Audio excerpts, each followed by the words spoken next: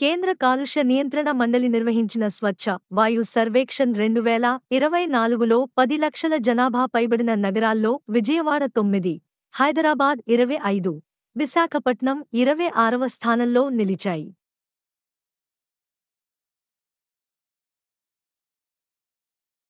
తెలంగాణ వ్యవసాయ రైతు సంక్షేమ కమిషన్ చైర్మన్గా ఎం. కోదండరెడ్డిని, విద్యా కమిషన్ చైర్మన్గా విశ్రాంత ఐఏఎస్ ఆకునూరి మురళిని తెలంగాణ ప్రభుత్వం నియమించింది.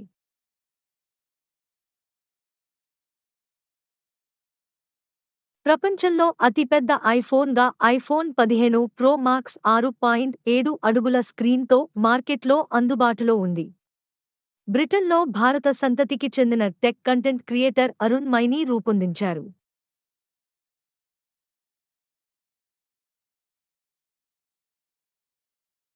ప్రముఖ సాహితీవేత్త బహుభాషా కోవిదులు, అనువాదకులు నలిమెల భాస్కర్ను రాష్ట్ర ప్రభుత్వం ప్రజాకవి కాళోజీ నారాయణరావు సాహితీ పురస్కారం 2024కు ఎంపిక చేసింది.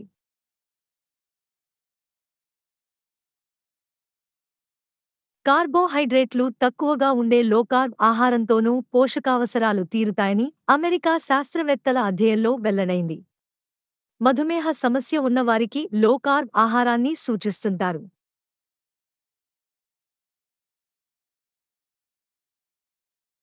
12 రోజులు జరిగిన పారాలింపిక్స్ 2024 పారిస్లో ముగిశాయి.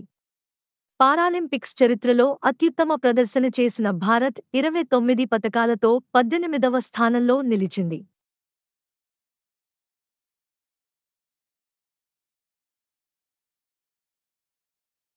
ఆసియా ఒలింపిక్ కౌన్సిల్ (OCA) అధ్యక్షుడిగా రణధీర్ సింగ్ ఎంపికయ్యారు. పారిస్ పారాలింపిక్స్లో కాంస్య పతకంతో సత్తా చాటిన సిఎస్ఆర్ క్రీడాకారిణి జీవాంజీ దీప్తిని తెలంగాణ రాష్ట్ర ముఖ్యమంత్రి రేవంత్ రెడ్డి అభినందించి 1 కోటి రూపాయలు నగదు బహుమతి, వరంగల్లో 500 గజాల ఇంటి స్థలం, గ్రూప్ ఉద్యోగం ఇవ్వనున్నట్లు ప్రకటించారు.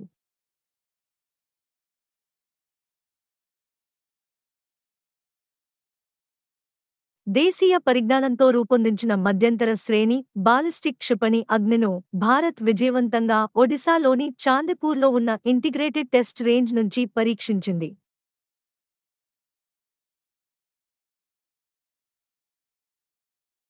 కాంతితో ఛార్జ్ అయ్యే ఒక కొత్త సూపర్ కెపాసిటర్ను బెంగళూరులోని Indian institute of science (IISc) పరిశోధకులు రూపొందించారు.